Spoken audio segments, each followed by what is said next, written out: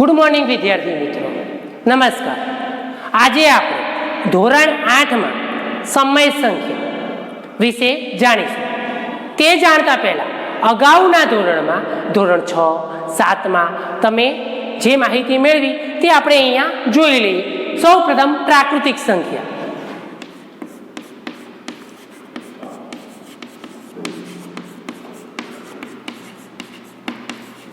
प्राकृतिक संख्या एनी संज्ञा छे एक। प्राकृतिक संख्या एटले के 1, 2, 3, 4, 5 असंख्य। प्राकृतिक संख्या ने बीजू नाम छे गणतरीनी संख्या। એટલે કે આપણે કોઈ ગણતરી ગણીએ 1, 2, 3, 4, 5, 6, 7 असंख्य સુધી, એટલે કે એનું બીજું નામ છે ગણતરીની સંખ્યાઓ। સંખ્યા ત્યાર પછી શૂન્યની શોધ થઈ। આર્યભટ્ટે કોની શોધ કરી? શૂન્યની। એટલે કે એક અંકની સંખ્યા 1 થી 9 સુધી મળી, ત્યાર પછી શૂન્યની શોધ થઈ। એટલે કે આર્યભટ્ટે શૂન્યની શોધ કરી, એટલે કે આપણને પૂર્ણ સંખ્યાઓ મળી। પૂર્ણ સંખ્યાઓ એની સંજ્ઞા છે W। પૂર્ણ સંખ્યાઓ 0, 1, 2, 3, 4, 5, 6 असंख्य।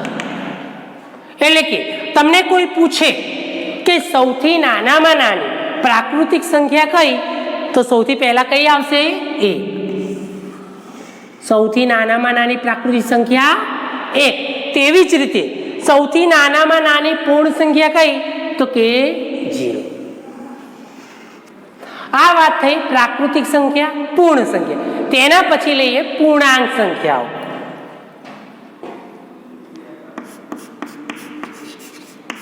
પૂર્ણાંક સંખ્યા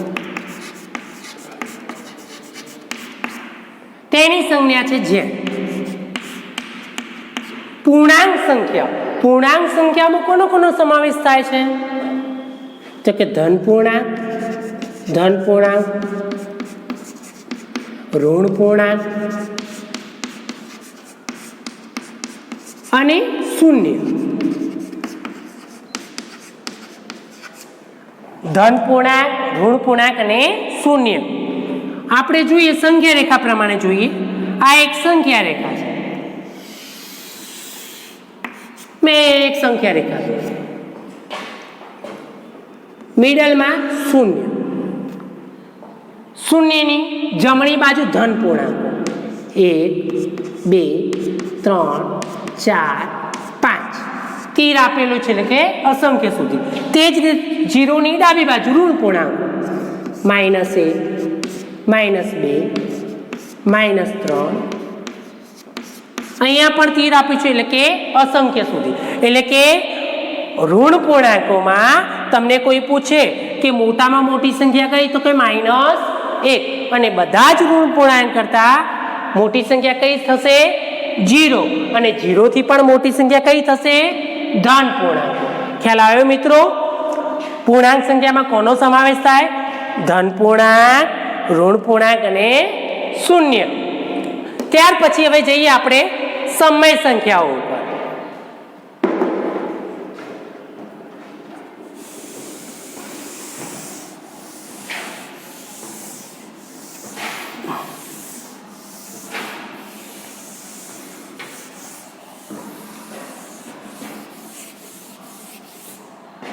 समय संख्या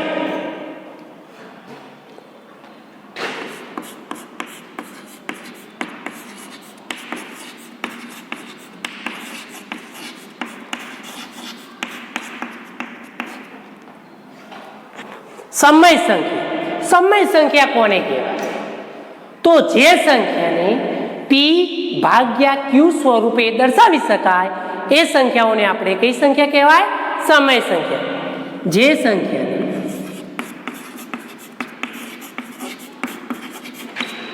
p भाग्या q स्वरूपे દર્શાવી શકાય એવી સંખ્યા સમય સંખ્યા કહે છે. સંખ્યાઓ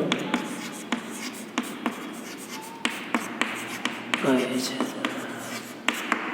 જે સંખ્યાને પી ભાગ્યા ક્યુ સ્વરૂપે દર્શાવી શકાય તે સંખ્યાને સમય સંખ્યા કહેવાય છે. પી એટલે શું? એટલે કે અંશ. ક્યુ એટલે છે. સાદી ભાષામાં કહીએ તો જે સંખ્યાને અંશ ભાગ્યા છેદમાં આપણે દર્શાવી શકાય તે સંખ્યાને આપણે કેવી સંખ્યા કહેવાય? સમય સંખ્યા. આપણે એક બે ઉદાહરણ જોઈ લઈએ. દાખલા તરીકે હું અહીં 5 લઉં તો 5 એ સમય સંખ્યા છે? તો હા છે. કેમ? તેના ભાગાકારમાં હું 1 કરું તો 4. બીજી લઈએ 9 ભાગ્યા 8. 9 ભાગ્યા 8 એ સમય સંખ્યા છે? તો છે. અંશમાં 9 છે, છેદમાં 8 છે, એટલે પી ભાગ્યા ક્યુ સ્વરૂપમાં સંખ્યા છે, તો આ સમય સંખ્યા છે. બીજી સંખ્યા લો -4. આ સંખ્યા સમય સંખ્યા છે? હા છે. કેમ? એના ભાગાકારમાં હું 1 કરું તો 4. એટલે કે સમય સંખ્યા એટલે જે સંખ્યાને આપણે પી ભાગ્યા ક્યુ સ્વરૂપમાં દર્શાવી શકાય તે બધી સંખ્યાઓને આપણે કેવી સંખ્યા કહેવાય? સમય સંખ્યા. ખ્યાલ આવ્યો મિત્રો? હવે આપણે સમય સંખ્યાના ગુણધર્મો જોઈએ.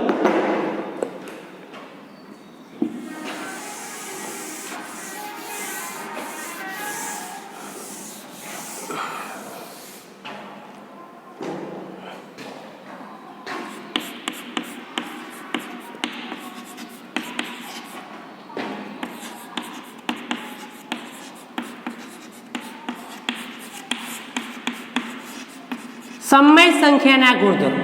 સૌથી પહેલા સમૃદ્ધતાનો ગુણધર્મ. સમૃદ્ધતા.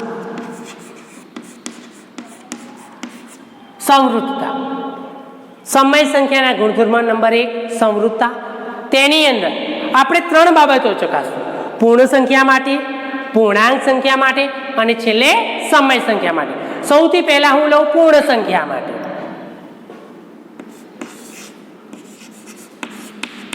પૂર્ણ સંખ્યા. પૂર્ણ સંખ્યા માટે તો પૂર્ણ સંખ્યામાં આપણે સરવાળા, બાદબાકી, ગુણાકાર અને ભાગાકાર આ 4 બાબતો ચકાસશું. સૌથી પહેલા સરવાળા.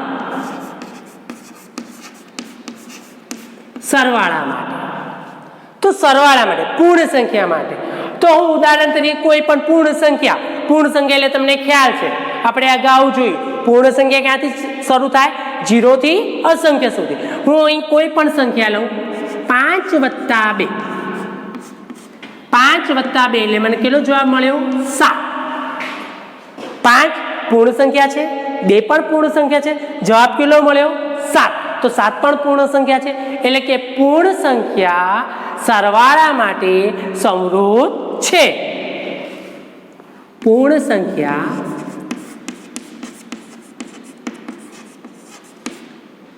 સરવાળા માટે સમૃદ્ધ છે. ઓકે, ખ્યાલ આવ્યો સરવાળા માટે? ત્યાર પછી બાદબાકી.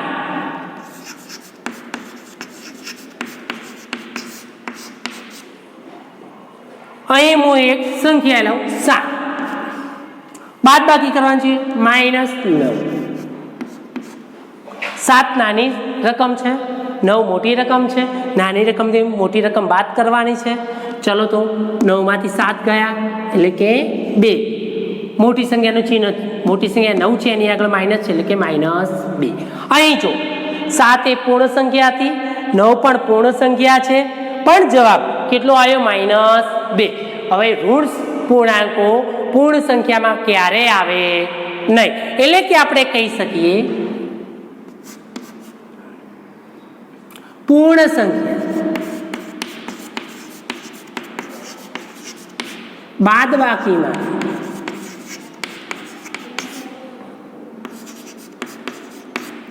સમૃદ્ધ નથી. કેમ નથી? ખ્યાલ આવ્યો મિત્રો? ફરીથી જોઈ લઈએ. 7 એ પૂર્ણ સંખ્યા હતી, 9 પણ પૂર્ણ સંખ્યા હતી, બાદબાકી થઈ, જવાબ આવ્યો -2. -2 એટલે કે ઋણ પૂર્ણાંકો. ઋણ પૂર્ણાંકોનો પૂર્ણ સંખ્યામાં સમાવેશ થતો નથી, એટલા માટે મેં અહીં લખ્યું પૂર્ણ સંખ્યા બાદબાકી માટે સંવૃત નથી. ત્યાર પછી ગુણાકાર, સરવાળા બાદબાકી. હવે લેશું ગુણાકાર.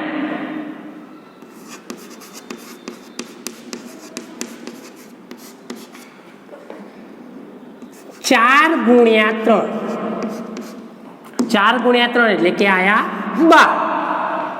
4 એ પૂર્ણ સંખ્યા હતી, 3 પણ પૂર્ણ સંખ્યા હતી, જવાબ મળ્યો તમને 12. હવે જોઈએ 12 એ પણ પૂર્ણ સંખ્યામાં સમાવેશ થયો, તો પૂર્ણ સંખ્યા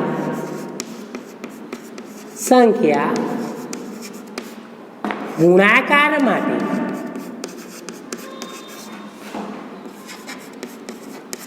સંવૃત છે. ખ્યાલ આવ્યો મિત્રો? સરવાળા માટે સંવૃત છે, બાદબાકી માટે સંવૃત નથી અને ગુણાકાર માટે સંવૃત છે. ત્યાર પછી ભાગાકાર.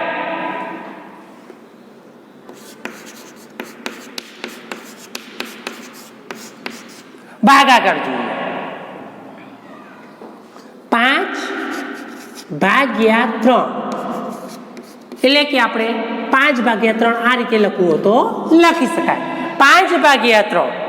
હવે જો 5 એ પૂર્ણ સંખ્યા છે, 3 પણ પૂર્ણ સંખ્યા છે, પરંતુ 5/3 અંશ અને છેદમાં પૂર્ણ સંખ્યાનો સમાવેશ થાય નહીં.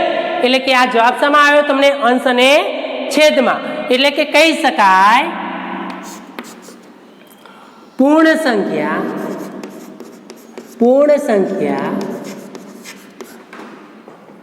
ભાગાકાર માટે સંવૃત નથી. ખ્યાલ આવ્યો મિત્રો? ફરીથી જોઈ લઈએ સંવૃતતાનો ગુણધર્મ. સૌથી પહેલા આપણે પૂર્ણ સંખ્યા માટે ચેક કર્યું, એમાં સરવાળો બાદબાકી ગુણાકાર અને ભાગાકાર. એટલે કે સરવાળામાં સંવૃત છે અને બીજું ગુણાકારમાં સંવૃત છે. ત્યાર પછી બાદબાકી અને ભાગાકારમાં સંખ્યા સંવૃત નથી. મિત્રો ખ્યાલ આવી ગયો? ચલો હવે પૂર્ણાંક સંખ્યા માટે ચેક કરી લઈએ. પહેલા પૂર્ણ સંખ્યા માટે, ત્યાર પછી પૂર્ણાંક સંખ્યા માટે.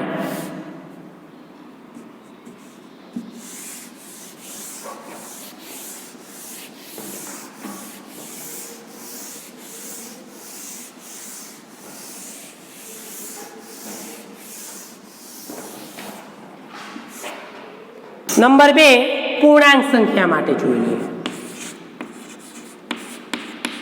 પૂર્ણાંક સંખ્યા માટે એની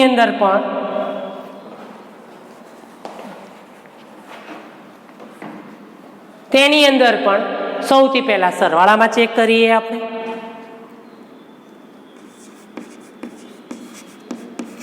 સરવાળામાં હવે પૂર્ણાંક સંખ્યામાં કોનો સમાવેશ થાય? ધન પૂર્ણાંક, ઋણ પૂર્ણાંક અને શૂન્ય. હું અહીં કોઈ પણ સંખ્યા લઉં, -6 + 4. ચાલ, -6 + 4 બંનેના ચિહ્નો અસમાન એટલે કે બાદબાકી. જવાબ આવશે -2. હવે જો આ ઋણ પૂર્ણાંક, આ ધન પૂર્ણાંક, જવાબ તમને કયો મળ્યો? ઋણ પૂર્ણાંક. પણ ઋણ પૂર્ણાંકનો પૂર્ણાંક સંખ્યામાં સમાવેશ થાય છે તો કે હા. તો પૂર્ણાંક સંખ્યા સરવાળા માટે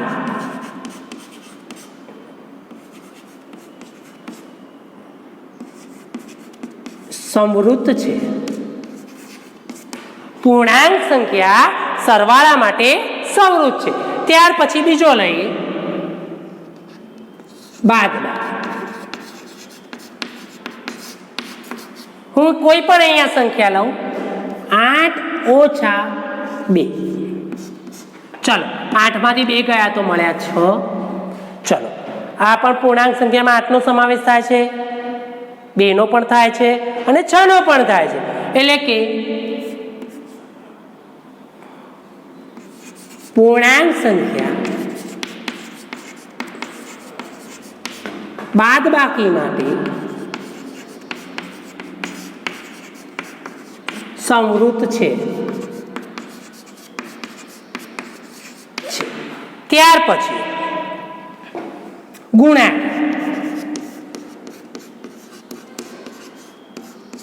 ગુણાકાર માટે જોઈ લઈએ -7 ગુણ્યા 2 ચાલો 7 ગુણ્યા 2 7 દુ 14 પરંતુ માઇનસ ગુણ્યા પ્લસ તો -14 અહીંયા ચેક કરીએ -7 નો પૂર્ણાંક સંખ્યામાં સમાવેશ થાય તો કે હા થાય 2 નો થાય -14 એટલે કે ઋણ પૂર્ણાંક એનો પણ સમાવેશ થાય એટલે કે પૂર્ણાંક સંખ્યા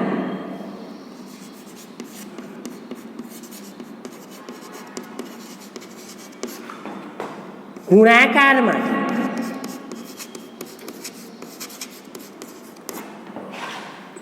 સંવૃત છે। ત્યાર પછી ભાગાકાર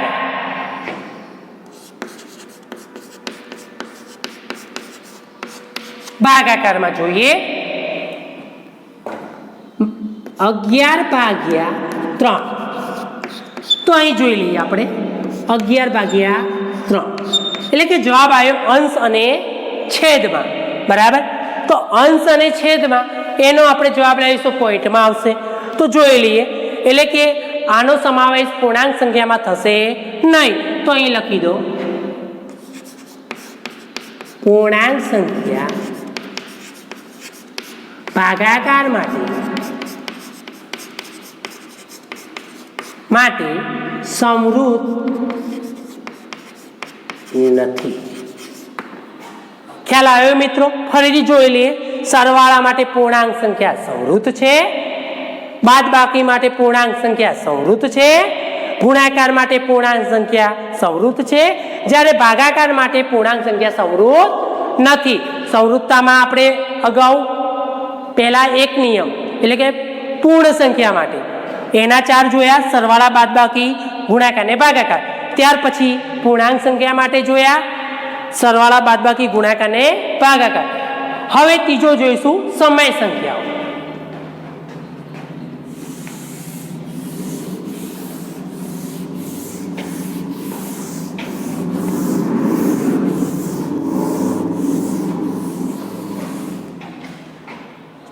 સમય સંખ્યાઓ એના માટે સરવાળામાં સમય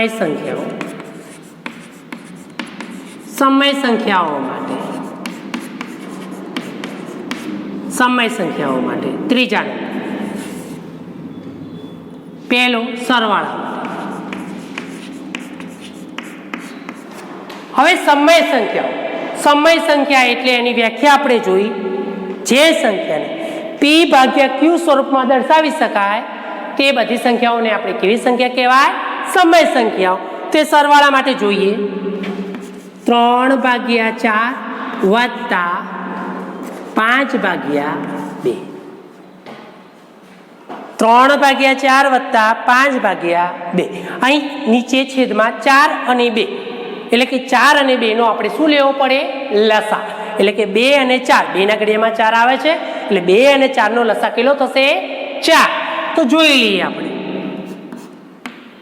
અહીંયા 4 × 4 3 × 3 વત્તા 2 ને કેટલા વડે ગુણો 4 થાય? 2 વડે। તો ઉપર પણ 2 વડે ગુણો 3/4 વત્તા 5 દુ 10/4 ચલો 4 4 છે સમાન છે એટલે 4 ના 4 3 વત્તા 10 બરાબર 10/4। ચલો જવાબ તમને સમય સંખ્યા મળી ગયો। સરવાળામાં બે સમય સંખ્યાનો સરવાળો કર્યો તો જવાબ પણ તમને કયો મળ્યો? સમય સંખ્યા। એટલે કે સમય સંખ્યાઓ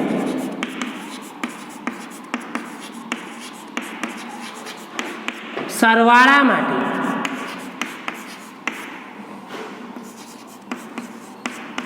સંવૃત છે। સમય સંખ્યાઓ સરવાળા માટે સંવૃત છે। ખ્યાલ આવ્યો મિત્રો? મેં બે સમય સંખ્યા લીધી, એનો સરવાળો કર્યો તો પરિણામ પણ તમને કયું મળ્યું? સમય સંખ્યા। એટલે કે સમય સંખ્યા સરવાળા માટે સંવૃત છે। ત્યાર પછી બાદબાકી।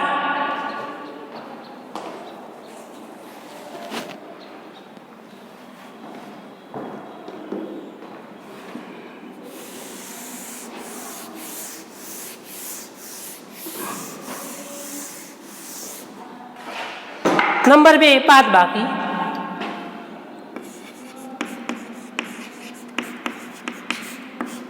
અહીં કોઈ પણ બે સમય સંખ્યા લો, 7/5 ઓછા 3/2, 7/5 ઓછા 3/2। અહીં પણ આપણે 5 અને 2 નો લસા લેશું, એટલે કે 5 અને 2 નો લસા થશે 10। તો 5 ને 2 વડે ગુણું તો અંશને પણ 2 વડે, 2 ને 5 વડે ગુણું તો 3 ને પણ 5 વડે, 7 દુ 14, 5 દુ 10 ઓછા 5 તરી 15, 5 દુ 10, 10 10 છે સમાન, 10 ના 10, 14 ઓછા -15, એટલે કે નાની સંખ્યામાંથી મોટી સંખ્યા બાદ કરવાની। 15 માંથી 14 જાય તો એક મોટી સંખ્યા એટલે -1/10 જવાબ આવે। કેટલો જવાબ આવ્યો? -1/10। બે સમય સંખ્યા લીધી, તેની બાદબાકી કરી તો જવાબ પર તમને શું મળ્યો? સમય સંખ્યા। એટલે કહી શકાય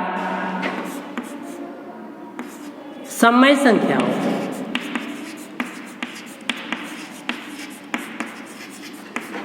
બાદબાકી માટે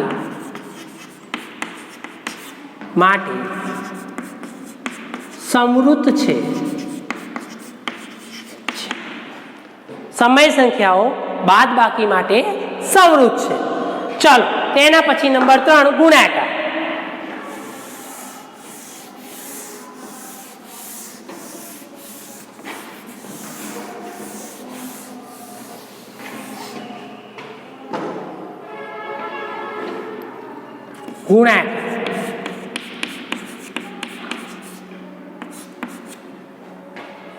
અહીં કોઈ પણ બે સમય સંખ્યા લો, 2/5 ગુણ્યા -3/6। હવે ગુણાકારમાં અંશનો અંશ સાથે અને છેદનો છેદ સાથે, 3 દુ 6 પણ પ્લસ માઇનસ તો -6, 5 6 30।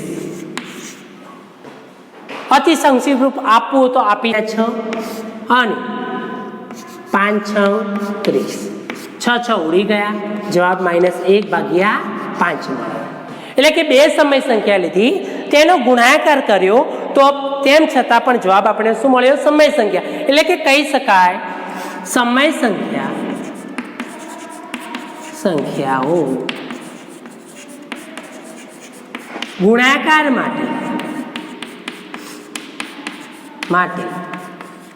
સંવૃત છે। ખ્યાલ આવ્યો મિત્રો?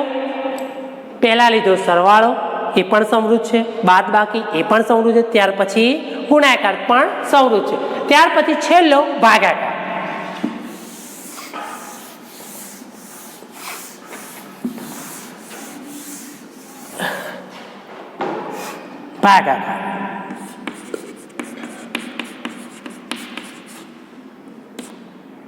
ભાગાકારમાં હું લઉં 5/8 ભાગ્યા 6/0, 6/0। એટલે કે અહીં તમે કહી શકો કે જ્યારે સમય સંખ્યા હોય અને છેદની અંદર 0 હોય, એ સંખ્યા ક્યારે સમય સંખ્યા હોય નહીં। એટલે કે 0 એ અવ્યાખ્યાયિત એક પદ હોવાથી સમય સંખ્યાઓ સંવૃત નથી। કેમ સમરૂપ નથી? તો 0 એ અવ્યાખ્યાયિત પદ હોવાથી સમય સંખ્યાઓ સમરૂપ નથી. એટલે કે ટૂંકમાં કહેવામાં આવે તો જ્યારે સમય સંખ્યામાં તમને છેદમાં જો 0 આપેલો હોય તો એ સંખ્યા ક્યારેય સમય સંખ્યા હોય નહીં. ખ્યાલ આવ્યો મિત્રો? પરંતુ એક વસ્તુ ખાસ યાદ રાખો, 0 ને આપણે અપવાદ ગણી તો ભાગાકાર એ સમય સંખ્યાઓ માટે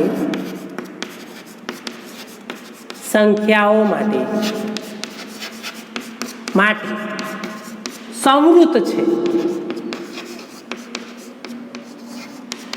એટલે કે મેં અહીં લખ્યું 0 ને આપણે અપવાદ ગણી, એટલે કે 0 ની કોઈ ગણના કરવામાં ન આવે ને તો ભાગાકારની ક્રિયા માટે સમય સંખ્યાઓ સમૃદ્ધ છે.